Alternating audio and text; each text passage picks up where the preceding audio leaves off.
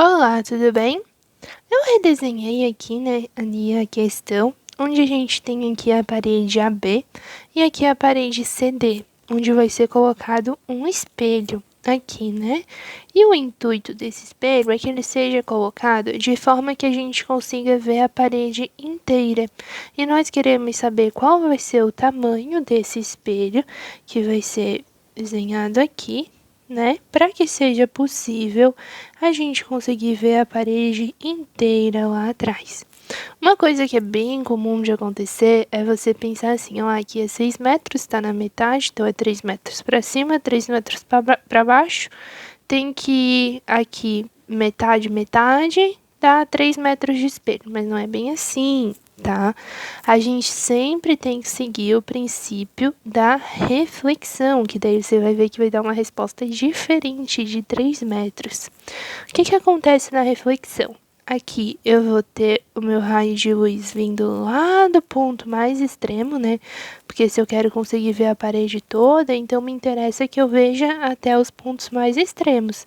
Então, esse ponto mais extremo aqui, ele vai vir e ele vai ter que incidir no ponto mais extremo aqui do espelho, porque a gente quer o comprimento mínimo, né? A largura mínima desse espelho. Então, o mais alto aqui vai ter que refletir no ponto mais alto aqui no espelho também, né? Que é o ponto máximo do espelho. Então, ele vai refletir aqui, produzindo um raio de luz que tem que vir até o observador, ó. Lembra que a gente só enxerga os raios de luz que chegam aos nossos olhos. Então, para eu conseguir enxergar esse ponto aqui, ele tem que refletir e chegar até o ponto do observador, ó. Como é uma reflexão, lembra do princípio mais básico da reflexão? O ângulo de incidência é igual ao ângulo de reflexão. Então, se eu coloco aqui a normal, esse ângulo aqui formado deve ser igual a esse ângulo aqui. Esse ângulo deve ser igual a esse ângulo, tá bem? Então, com esses dois ângulos iguais, a gente consegue traçar uma semelhança. Primeira coisa, né? Você lembra lá das retas paralelas com a transversal? Se eu traço a normal, né? Como aqui tá na vertical, então eu vou ter 90 graus.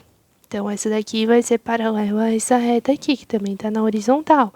Então, se eu tenho aqui a transversal, os ângulos opostos são iguais. Então, aqui eu tenho esse ângulo I.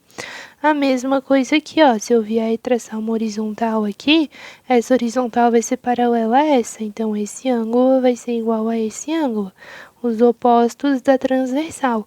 E daí a gente consegue formar dois triângulos para conseguir fazer a semelhança. A primeira coisa, né, porque aqui eu tenho 90, aqui eu tenho 90, esse ângulo, então esse ângulo aqui também vai ser igual a esse ângulo aqui, eu posso chamar, sei lá, de alfa, por exemplo, tá? Então, eu tenho esse triângulo grandão, que eu posso dizer que aqui vai ter uma distância D, né? E aqui vai ter a distância de 6 metros. E eu tenho esse triângulo pequenininho, que eu posso dizer que aqui vai ter a distância de 3 metros. E como isso aqui tudo era 3 e aqui tem D, então aqui eu vou ter 3 menos D, né? O total menos essa parte aqui. Então, eu desenhei aqui do lado para ficar melhor da gente ver essa semelhança.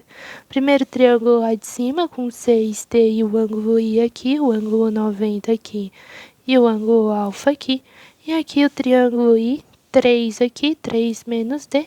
Aqui está o ângulo alfa e aqui está o ângulo 90. Você lembra como é que faz a semelhança? Você vai indo pelos ângulos, ó. Esse lado aqui está oposto ao ângulo I.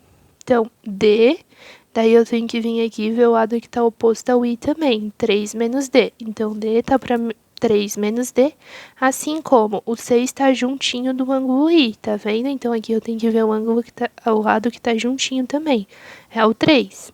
No caso aqui, o lado reto, né? Então, tem que ser o 3.